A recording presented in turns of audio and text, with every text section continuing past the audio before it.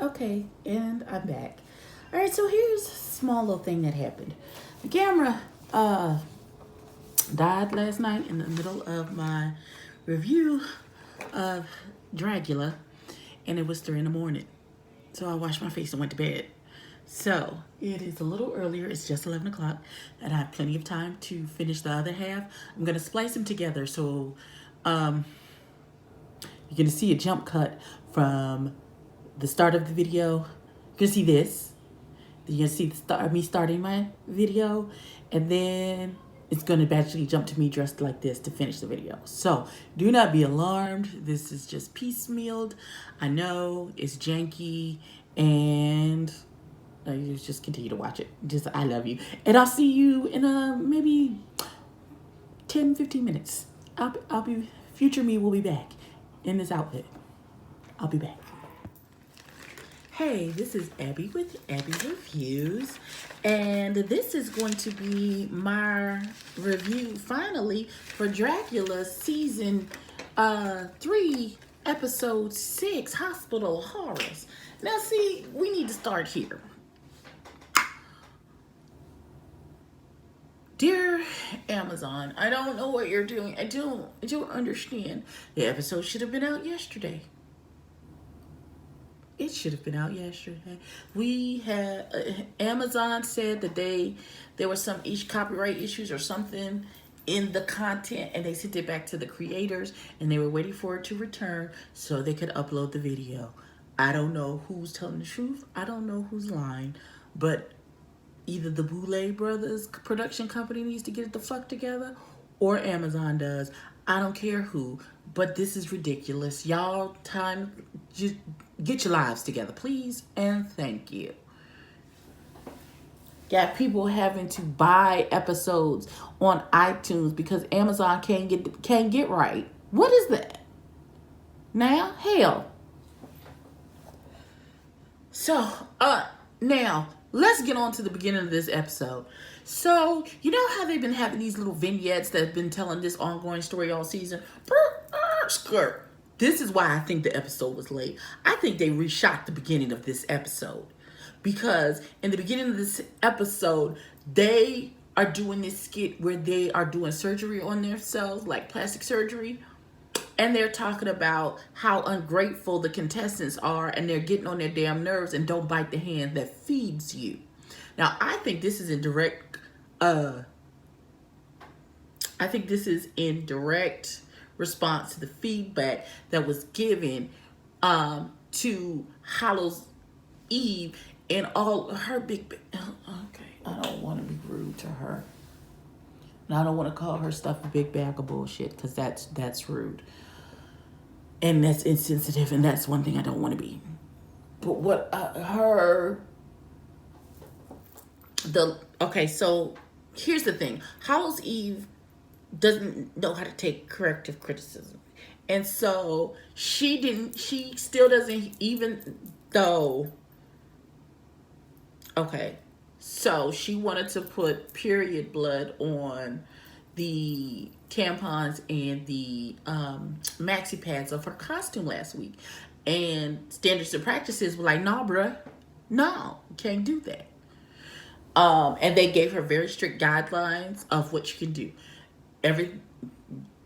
Nothing bloody on the pads or tampons to resemble period blood, because that goes against standards and practices. Those are federal regulations that are, I don't know how that works, but they like, nah, bruh, that's not happening.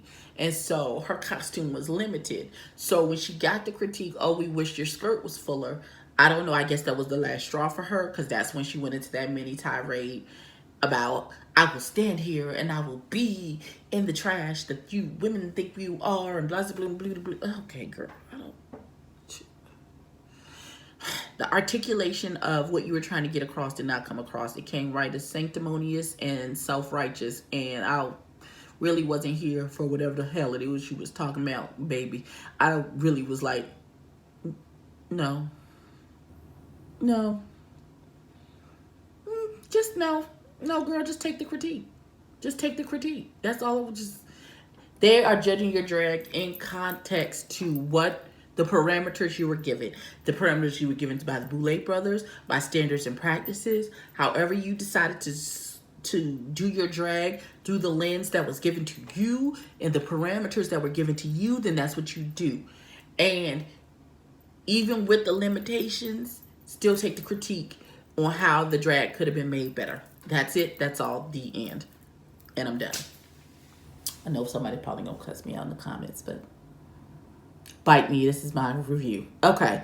So, like I was saying, this beginning, I think, was re-recorded in direct response to what happened with Hallows Eve, and that's why the episode was late. That's just my conspiracy speculation. I heard that. Shout out to Peter Mon or Nick Snipes, one of them drama people. Then coined the new word of conspiracy speculation. That's my conspiracy speculation about what the fuck happened this past week. So, everybody comes back in. They're all talking about Hallows Eve and how she couldn't take critique. And even Louisiana Purchase is like, listen, they have given me critique every time. And every time I've taken the critique and applied it to my drag to elevate it to the next level. She's like, that is the name of the game while you are here. While you are here in this context, if you are given critique, you are to take the critique, apply it to your drag, and then turn it back and shove it through the lens of your drag to give them what they are asking for. Point blank, period, the end. Everybody was giving that same advice except for Landon, who was, of course, championing Hallows Eve and her message. And Dahlia Black was like, it's not that we don't agree with her message. It's not that we don't agree with her message. It's just that her articulation of what her message is get lost in the pomposity and the long-windedness and the, I don't want to say the sedity of it all, but it really, the highbrowness of it, and I sort of feel the way Dahlia Black feels, is that Hallow Eve goes into this long dissertations about her drag when that wasn't even what anybody was saying to her to begin with. Like, you are taking it, wait, girl, you just took a hard left. That's not what we were saying. We were saying, girl, there's tissue stuck on your shoe, and now you done gave us a 10-minute dissertation about feminism and how women can do anything men can do. Girl, that's not what we saying, girl. That's not, I just said there's tissue on your shoe, boo. That's it. That's it, and that's all. Like that, I feel, that's how I felt. Like, we're having two different conversations, and what was being said is, and she was not listening to what was being said to respond to what's being said. She was just listening for you to stop talking so then she could start talking and make her point. If that makes sense. That is what I got from that debacle with Hallows Eve. Now, this episode was only 27 minutes, so this ain't going to be long. I'm already at 7 minutes just discussing Hallows Eve and the foolishness and the shenanigans and the episode being late. So, let's jump right into this. So, Landon is talking for days and hours and minutes, and I'm really trying hard to concentrate on what it is she's saying because she's making valid points, but her lisp is killing me. So they get called out to find out the challenge, and the challenge is the Hospital of Horrors. They're going to go to a real life haunted hospital and do a photo shoot. This is their photo shoot challenge. And then there's a floor show, and the winner gets a 2-page spread in Alt Press magazine. And so we, yeah, that's the challenge. They're going to they get the hospital is the theme. Hospital of Horrors is the theme. There's a photo shoot. There's the floor show. Let's get it. So we then go back to the boudoir, and they're having a conversation, and they're reading the article that in an AP magazine that the Boulay brothers gave about their lives and why they do what they do and why they formed this community of monsters and all this good stuff. And, you know, the ladies and gentlemen start to talk about their background and their childhood and stuff. And Louisiana Purchase talks about an incident of where she got sick and she was at the doctor's office with her mama, and they of course could see that Louisiana was gay, and they were asking, well, have you had any unprotected sex with men? And Louisiana was like, no, not at all, still a virgin, sorry about it. And so they go to perform an HIV test to make sure he didn't have HIV. They were trying to figure out what's wrong. It ended up being Lyme disease. However, before they found that diagnosis, Louisiana Purchase, I love you, but I'm going to talk bad about your mama for about 30 seconds. And I don't mean to hurt your feelings, but I'm offended on your behalf, so your mama going to get all of these words. So Louisiana Purchase raggedy ass mama turns around to him and says, while they are going to do tests after asking the questions about the unprotected sex with men, that if you have AIDS, when we leave here, we go into the house, you going to pack your shit and you getting the fuck out my house. Now, wait a minute, bitch. Wait a goddamn minute. You are somebody's mama. That is not how this shit works. You love your kids until the wheels fall off. I don't give a fuck what they get. And or how they got it. That is not the point. Oh God. I just want to fight everybody's parents today. Jesus. Like, I want to, Louisiana, I love you. I want to box your mama in the forehead. I do. I'm sorry. I do. And the fact that they don't approve and that this child hasn't lived like I'm saying this child, and literally we're the same age. But with the mama that I had, the blessing that I got to have the mama that I got, and know that she, oh God, I have done all manners of foolishness and shenanigans, and the one thing I never got to worry about is my mama turning her back on me or not loving me with everything that's in her. And I want that. Oh God, I am not gonna cry about this whole situation with Louisiana Purchase and her raggedy ass mama. I'm not. But I'm saying, listen, I know Louisiana Purchase is probably never gonna see my video, but what I'm just saying is, baby, I know you've given up on having your parents' approval, and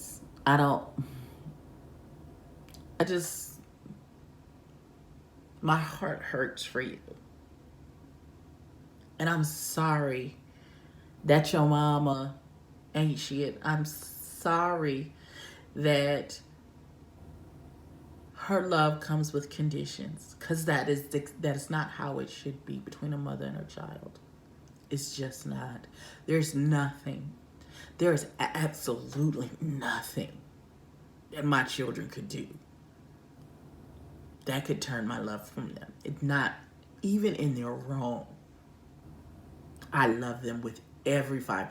Like, it doesn't matter. Like, I don't understand how you have kids and then you see this baby that you carried in your body for 9 months and loved with your whole heart, and because they aren't what you thought that they should be, that turns the love off. I don't understand it, and I don't get it, and it's wrong. And if you've done that to your child, you ain't shit. And you can see me in these streets if you want to. And I digress. I don't know where that came from. Ugh, God. I try my best not to cry because my one lash has already popped up, and I gotta. That thing with Louisiana Purchase took me though. I can't. Really? How do you live with yourself and your self-righteousness and you turn your back on your baby? I don't get it. I don't get it. I don't get it. I just don't. I'm glad Louisiana Purchase have found her tribe, and she has her created family that she has now, and she's begun to live her life in the best way possible for her. If you ain't found a mama, I'll be your mama, boo. I don't have no problem with it, even though we the same age. I still got I still got enough mama love to spare if you need it, boo. I'm gonna get my life together. I'm absolutely gonna get my life together. Okay. So, they then talk about the creative process and what they want to do and their inspirations for the Hospital of Horrors. And then we go to it's time for the floor show. And they've absolutely stopped with the fake alarm. Oh, the floor show and everybody panicking and stuff. Now it's just played with background music and you see people still adding prosthetic pieces and all that good stuff. So we then go to the Boulet brothers, who are like the Cruella de Vil. If Cruella de Vil and Miranda Priest.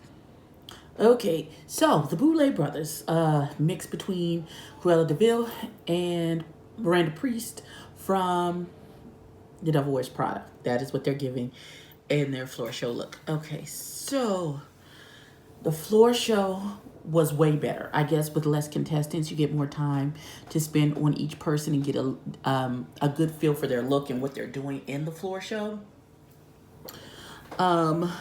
So Eva Destruction was given like Dawn of the Dead, Nurse Zombie, like the fast zombie tease.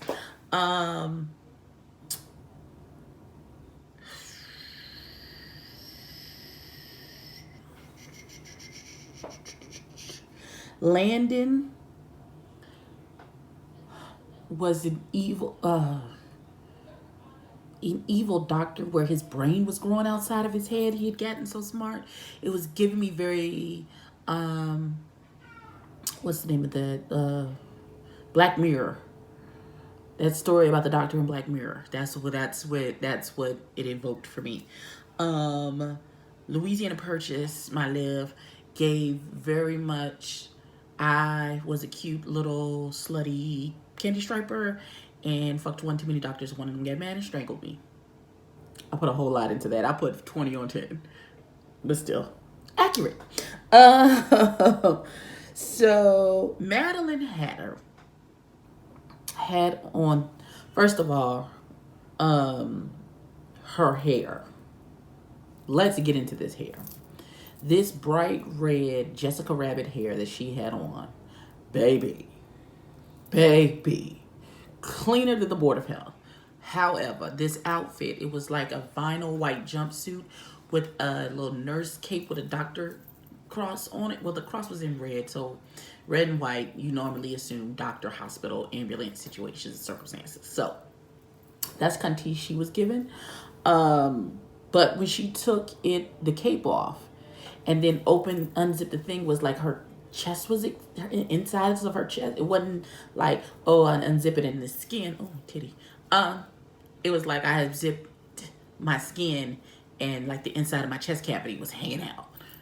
It's all burny and it was a lot. She was doing a lot. She was doing a whole lot. I was kind of here for it, but it was a lot. So there is only 6 of them left. So nobody is safe. So, the winter. Okay, so Dahlia Black. Dahlia Black's outfit was very much giving me the little girl from The Ring, only she had white blonde hair instead of black hair. That's the kind of tease I was given. And one of the judges in the critique said, the little girl, who's the judges? Hold on, I wrote down the name of the judges. Judges. Oh, I did write their names down. One was the lady from the magazine, Midley Shapiro from Hereditary, and Paige Owen from Alt Press, Strinda, patient, and okay, Priscilla Chambers had like this dead baby, stillborn baby calf with her. Now, I don't know if it was like taxidermied where she's frozen in that condition. I'm not sure how that works, but it was a real live dead calf. and she's like died of mad cow disease, so she had no hair and she had these little horns sticking out, and she had a big earring in her nose, which didn't really make any sense with the look. I was very confused. Hey, Greer, what you doing? What was it? I don't know. Okay, so like I said, the winner was Landon Cider. Louisiana Purchase and Dahlia were safe, which left Eva and Madeline in the bottom two. Let me tell you about this freaking extermination. So they were playing, and I think I would want to try this, but I don't know. I feel like I can't take the electricity. Well, I could take tattoos. I'm sure I could take a little sting of electricity. They attached them to like a live wire or whatever, or however it's put, and they played a live game of Operation, where they had this big table with the cutouts in it and the different organs in the cutouts, and you had to pull it out without touching the sides with your tool, or you get zapped. First of all, they gave him janky tools. Now, who had tongs? Priscilla had tongs. So I feel like she had the best, even though I feel like she got stung the most. I feel like she had the best tools to remove the organs from the little circles. But yeah, it was a whole lot. And they kept, geek. I was like, oh God, no, no. Like I couldn't, And at one point, I thought they were just stinging them just to be stinging them. Like, it wasn't even that they were touching. I don't even think they were trying to touch the sides, and they got stung. Like, I felt like the person with the button, got real happy with it and was just.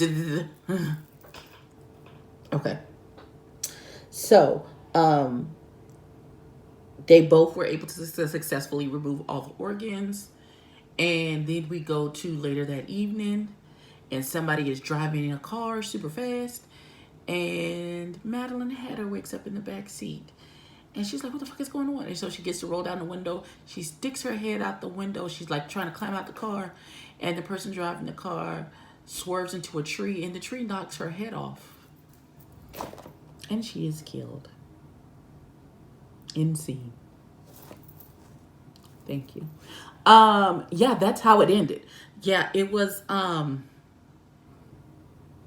anticlimactic to say the most.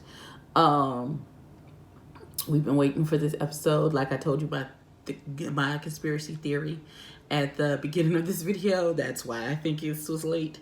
But yeah, jump down in your comments. I know somebody's gonna cuss me out for this, because I feel like my rant about Louisiana Purchase was longer than the actual discussion of what happened in the show. But it was only 27 minutes long, and you know that thing took me. But yeah, drop down in the comments, like, subscribe, tell a friend to tell a friend, and I will catch you in the next one. Peace.